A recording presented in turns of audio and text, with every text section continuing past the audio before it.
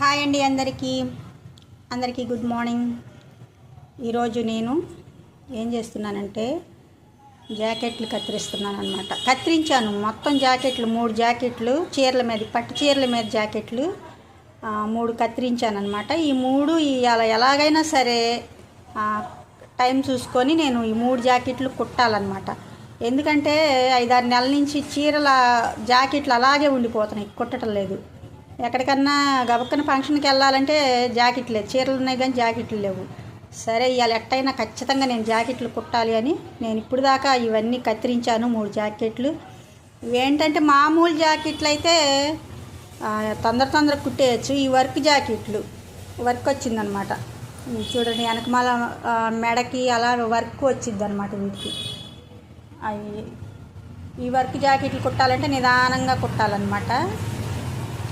సరే అలా నిదానంగా అయినా వంట చేసేసి చక్క ఈ 3 జాకెట్లు అయితే ఈరోజు పూర్తి చేస్తాను. ఈ 3 పట్టు చీరల మీద జాకెట్లు.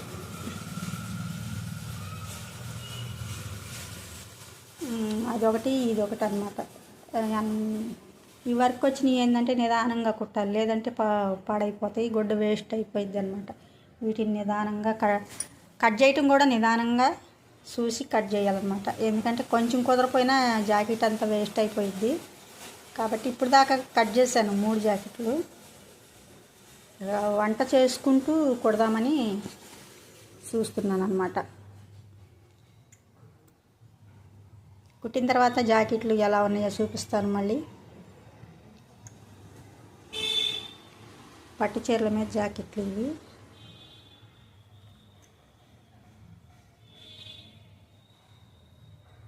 ఈ కుందన్స్, ఈ వర్క్ ఇవన్నీ కుట్టాలంటే లేట్ పట్టిద్ది అనమాట. కొంచెం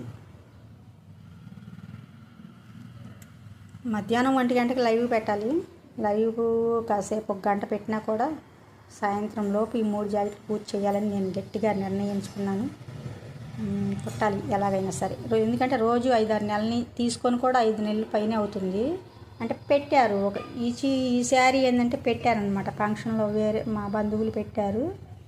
ఇవేమో నేను తీసుకున్నాను అనమాట ఈ శారీ. ఇంకా ఈ ఇంట్లో పని, యూట్యూబ్ చూసుకోవటం, లైవ్లు పెట్టుకోవడం, వీడియో చేసుకోవటం, వీటి మీద పడి నేను జాకెట్లు కత్తిరీయకుండా అంతే ఉంచాను అనమాట. సరే ఇవాళ ఎట్టయినా సరే కుట్టాలి అని ఒళ్ళు బద్ధకం ముందు, కట్ చేయొచ్చులే కుట్టొచ్చులే అని. ఇవాళ ఖచ్చితంగా కుట్టాలని నేను నిర్ణయించుకున్నాను అనమాట. చూద్దాం మా ఇటాలకు కుడతానో లేదో.